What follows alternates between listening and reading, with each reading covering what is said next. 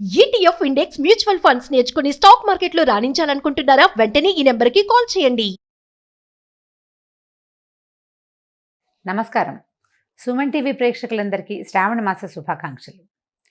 శ్రావణ మాసం పూజల మాసం. శ్రావణ మాసాన్ని నభోమాసం అంటారు. శ్రావణ భాద్రపదాలు వర్ష ఋతువు కాబట్టి ఇలాంటి పేరుతో చెప్తారనమాట. అయితే ఈ వర్షాకాలం కావటం వల్ల ప్రకృతి పరమ శోభాయమానంగా ఉంటుంది, ప్రశాంతంగా ఉంటుంది. కొంచెం వానలు అడ్డం వచ్చినప్పటికీ షాపింగ్లకి పూజలకి పెద్దగా ఇబ్బంది ఏమి ఉండదు. మన దారిని మనం చేసుకుంటూ ఉండొచ్చు. శ్రావణ మాసానికి ముందు వచ్చిన ఆషాఢంలోనే దక్షిణాయనం ప్రారంభమైంది. దక్షిణాయనం ఉపాసనా కాలం, పూజలు ఎక్కువ చేయాల్సిన రోజులన్నమాట ఇవి. ఇదివరకటి కాలంలో ఏం చేసేవారో కానీ ఇప్పుడు మాత్రం మనం కొన్ని సంవత్సరాలుగా, అంటే కనీసం ఒక 100 సంవత్సరాల నుంచి అనుకోండి, మనకు తెలిసినంత మటుకు మన అమ్మమ్మలు నాయనమ్మలు కూడా ఈ వరలక్ష్మి వ్రతము మంగళగౌరి వ్రతము చేసుకుంటూనే ఉన్నారు, మనకు తెలుసు కదా. అయితే ఈ పూజలు చేయగలిగేటువంటి ఈ రోజుల్లో పూజ ఎవరికి చేయాలి, అసలు పూజ ఎందుకు అనే దాని మీద కొంచెం ఆలోచిద్దాం. శ్రావణ మాసం లక్ష్మీ మాసం అని చెప్పుకుంటాం కదా. శ్రావణము అంటే శ్రవణ సంబంధమైనది. ఈ శ్రవణము అనేది వెంకటేశ్వర స్వామి జన్మ నక్షత్రం. కలియుగంలో కలవు వెంకటనాయక అంటారు. కలియుగానికి వెంకటనాయకుడే ప్రధాన దైవం. ఆయన నామ సంకీర్తన వల్లే చాలా పాపాలు తొలగుతాయి, కర్మ సంచయం జరుగుతుందని, కర్మశేషం మిగలకుండా పోతుందని, మనం ఏ కర్మలైతే ఇంతకు ముందు చేసుకున్నామో, ముందు జన్మల్లో చేశామో వాటి నుంచి కొంత విముక్తి లభిస్తుందని ఆ కొండ ఎక్కటము, స్వామిని తలచటం వల్ల అని బాగా నమ్ముతాం మనం. అయితే స్వామివారి జన్మ నక్షత్రమైన ఈ శ్రవణ నక్షత్రానికి సంబంధించినటువంటి శ్రావణ మాసము లక్ష్మీ అమ్మవారికి అత్యంత ప్రీతిదాయకమని చెప్పబడుతుంది. లక్ష్మితో పాటుగా మంగళవారాలు మంగళ గౌరీ వ్రతాన్ని కూడా ఈ కాలంలో చేసుకుంటాం. అయితే లక్ష్మీదేవి అనగానే ఏమిటి లక్ష్మీదేవి స్వరూపం? లక్ష్మీదేవి భర్తని అనుసరించి ఉంటుంది. అనుసరించి అంటం కంటే నిత్యానపాయనిగా ఉంటుంది. ఆయన్ని వీడి ఉండదు, భర్తతోటి కలిసే ఉంటుంది. ఇప్పుడు అత్యంత శక్తివంతుడు, ప్రపంచ నిర్మాణ సారథి, ప్రపంచాన్ని నడిపేటువంటి వాడు అయినటువంటి భగవంతుడైన శ్రీమన్నారాయణుడి సతీమతి అయినటువంటి లక్ష్మీదేవి ఆయనని వదిలిపెట్టి ఉండదు. ఆయన యొక్క శక్తి లక్ష్మీదేవే అని చెప్పాలి మనం. భగవంతుణ్ణి నడిపించేదే లక్ష్మి. భగవంతుడు మనని నడిపిస్తాడు. మనని నడిపించే భగవంతుని యొక్క నడక శక్తి అయినటువంటి లక్ష్మీదేవిని నిత్యము అర్చించడము చాలా శుభస్కరము, అత్యద్భుతమైన విషయం. అయితే ఇప్పుడు లక్ష్మీదేవి అనగానే మనకు ఒక రూపం, ఒక ధ్యానం వస్తుంటుంది. చక్కగా పద్మాసనం వేసుకుని ఎర్రటి తామర పువ్వులో కూర్చుని ఉంటుంది. చేతుల్లో ఇంచి ఇలా ధనరాశులు చేతిలో ఇంచి రాలుతున్నట్టు, పక్కన 2 ధనపు కుండలు పెట్టి వెనకాల 2 ఏనుగులు ఆమెను అర్చిస్తున్నట్టుగా అట్లా మనకి గుర్తొస్తుంది. లక్ష్మీదేవి అనగానే ధనం చేత్తో వేసేది, ఓ చెయ్యిలాగా ఒక చెయ్యిలాగా ఉంటుంది. చేతిలో నుంచి పడిపోతుంటే ఇందులో నుంచి ప్రసాదంలాగా మనకి డబ్బు వచ్చేస్తున్న భావన వస్తుంది. డబ్బు, ధనము అది ఇచ్చే దేవత లక్ష్మీదేవి. కానీ లక్ష్మి అంటే ధనం కాదండి. లక్ష్మి అంటే శ్రద్ధ. లక్ష్మి అంటే వృద్ధి. ఎక్కడైతే శ్రద్ధ ఉంటుందో అక్కడ వృద్ధి ఉంటుంది అని చెప్పబడుతుంది. శ్రద్ధకి ఎంత చిన్న చిన్న విషయాల్లో అయినా శ్రద్ధ కావాల్సిందే. మన ఇంట్లో ఓ సూది ఉంది, మనకు చీర జరిగింది, కుట్టుకుంటాం. మన సూదేనని కసకసా చేసేస్తామా? చెయ్యము. శ్రద్ధగా చేయాలి. అప్పుడు చెయ్యి తెగదు, చేతిలో గుచ్చుకోదు, వస్తువు సజావుగా అవుతుంది మనం చేస్తున్న పని. ప్రతి విషయంలోనూ ఇటువంటి శ్రద్ధే కావాలి. చూడండి, ఒక అరటిపండు తింటున్నాం, అరటిపండు జారి కింద పడిపోయింది. కళ్ళకత్తుకుని తీసి నోట్లో వేసుకుంటామా? కింద పడిపోయిందని పడేస్తాం. అదే ఒక 100 రూపాయల నోటు, ఒక రూపాయి బిళ్ళ కనీసం కింద పడింది అనుకోండి, ఏం చేస్తాం? బురదలో పడితే కడుక్కుంటాం. కాగితం కనుక బురదలో పడితే అలాగా తుడుచుకుంటాం, కళ్ళు కత్తుకుంటాం. అమ్మో మాలక్షమ్మ కోపం వస్తుంది అని.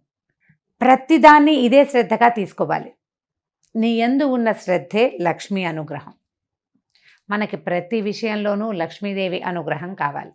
ఎక్కడెక్కడ కావాలి చూడండి.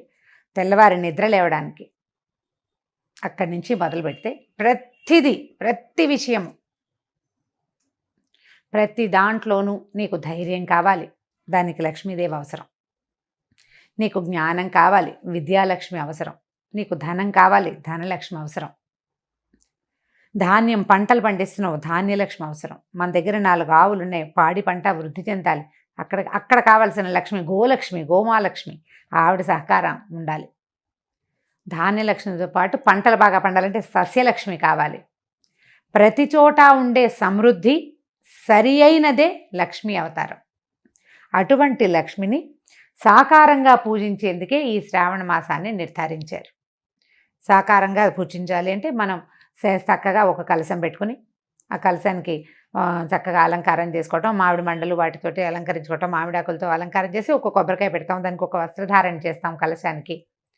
కలశంలో లక్ష్మీదేవిని ఆవాహన చేసుకుంటాము. ఓ చిన్న ప్రతిమ ఏదైనా పెట్టుకుంటాము. కొద్దిగా బంగారమైన శ్రావణంలో కొనుక్కోవాలనుకుంటాము.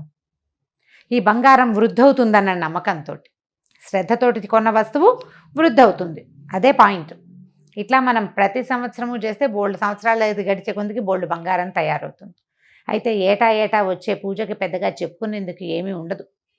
కానీ ప్రతి సంవత్సరము మనం చక్కగా ఇళ్ళు వాకిళ్ళు బాగు చేసుకుంటాము, దేవుడి గది బాగా శుభ్రం చేసుకుంటాము, కొత్త ప్రతిమలు ఏమైనా కొనుక్కుని తెచ్చుకుంటాము, కొత్త బట్టలు కొంటాము, కొత్తగా ఒక లక్ష్మీ రూపు కొనుక్కుని తెచ్చుకుంటాము. పుట్టింటి వాళ్ళు ఇస్తారు, అత్తవారింటి వాళ్ళు ఇస్తారు. ఎవరికైనా ఏదైనా ఇవ్వదలుచుకుంటే శ్రావణ మాసంలో ఇస్తే ఫలితం బాగుంటుంది, బోలెడన్ని తెలుస్తూ ఉంటాయి. ఈ మార్గంలోనే నిత్యము లక్ష్మీ ఆరాధన చేయడానికి ఈ నెల రోజులు అత్యంత శ్రేష్టమైనవి. విశేషమైన ఆరాధన చేయగలిగే వాళ్ళు, చక్కగా వస్త్రాలంకరణ చేసి రూపులు కొనుక్కుని చేయగలిగిన వాళ్ళు చేసుకోవచ్చు. ఒకవేళ చేయలేని వాళ్ళు ఏం చేయాలి? లక్ష్మీ ఆరాధనకి మన ఇంట్లో ఉన్న పాత పటం కూడా పనికొస్తుంది.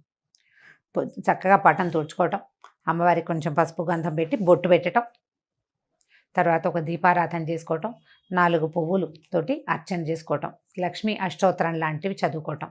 అష్టోత్తరం అంత పెద్దది రాదు. ఇంద్రుడు చేసినటువంటి మహాలక్ష్మి అష్టకం 10 శ్లోకాలు ఉంటాయి, చిన్నదే.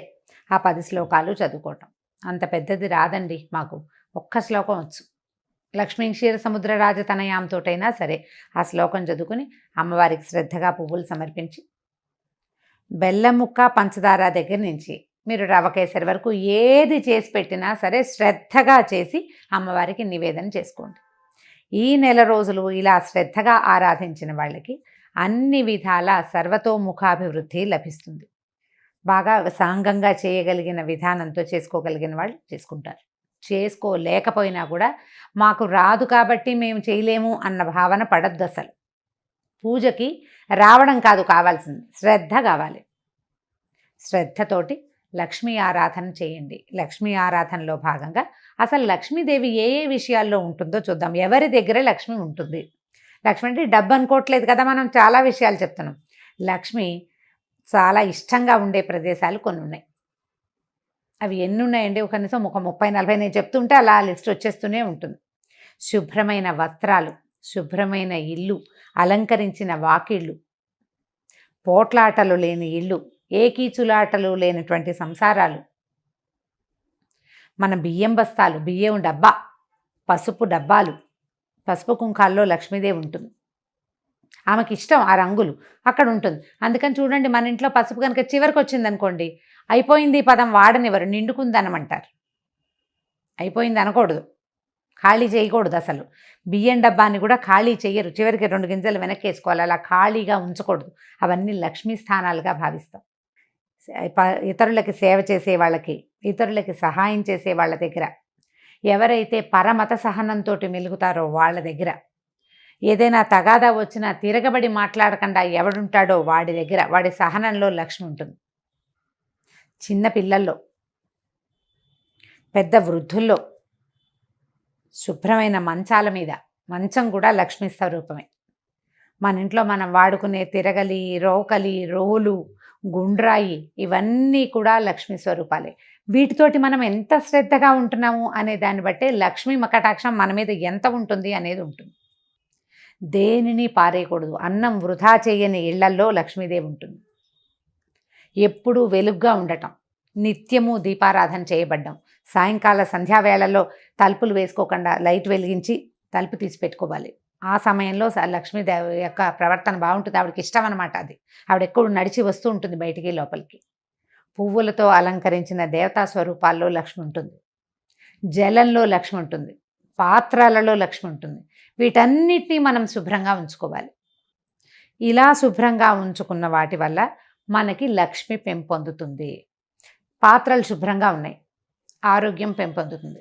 మంచం శుభ్రంగా ఉంది, చక్కని నిద్ర పడుతుంది, మరునాడు చక్కగా పనిచేస్తాం మనం. ఇల్లు శుభ్రంగా ఉంటే ఆరోగ్యము బాగుంటుంది, పవిత్రంగా ఉంటుంది, ప్రశాంతంగా ఉంటుంది. ప్రతి వాళ్ళకి జీవితంలో ఏవో కావాలని ఉంటుందండి. అన్నం లేని వాడికి అన్నం కావాలి, అన్నం నీళ్ళు 4 అందేవాడికి ఇంకొంచెం బెటర్మెంట్ కావాలనిపిస్తుంది, ఆ బెటర్మెంట్ కూడా ఉన్నవాడికి ఇంకా పైకి ఎదిగిపోవాలనిపిస్తుంది, ఆ పైకి కూడా ఎదిగాక వాడికి చిత్తశాంతి ఉండదు, వాడికి మనశ్శాంతి కావాలి, శాంతి లక్ష్మి అవసరపడుతుంది. ఇవన్నీ ఉంటే ఆరోగ్యం ఉండదు, ఆరోగ్య లక్ష్మి అవసరపడుతుంది. వ్యక్తులు ప్రతి వాళ్ళు ఏదో ఒక లోటుతోటే ఉంటుంటారు. ఈ లోటులు ఎక్కడ పూరింపబడతాయంటే పూజ వల్ల పూరింపబడతాయని అనుకోకూడదు, శ్రద్ధ వల్ల పూరింపబడతాయి.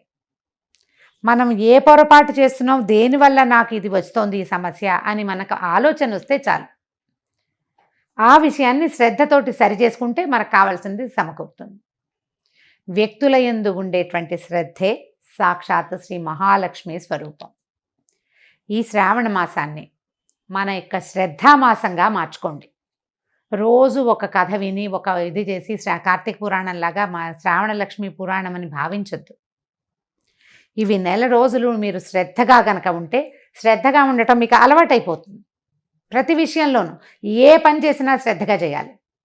పోట్లాడినా కూడానా అని అడగండి, పోట్లాడకూడదు, పోట్లాడద్దు, కొట్లాడద్దు, కీచులాడద్దు. ఎవరితోటి తగాదా వచ్చే పరిస్థితిని అసలు రానివ్వకుండా ఉంచుకుందాం. ఈ నెలని శ్రద్ధామాసంగా భావించి ఈ నెల రోజులు ఒక దీక్షలాగా దీన్ని చేపట్టండి. ఆ తర్వాత మన ఇళ్లలో సమస్యలు తగ్గిపోతాయి. అత్తగారులతోటి కానీ, భర్తలతోటి కానీ, ఆడపడుచులతోటి కానీ, పిల్లలతోటి కానీ సమస్యలు ఉండవు. ఒకవేళ మనం ఆఫీస్లో పనిచేస్తుంటే ఆఫీసు వాళ్ళతోటి కూడా మనకి సమస్యలు తగ్గిపోతాయి. శుభ్రత, జాగ్రత్త పెరిగితే ఆరోగ్యం పెంపొందుతుంది.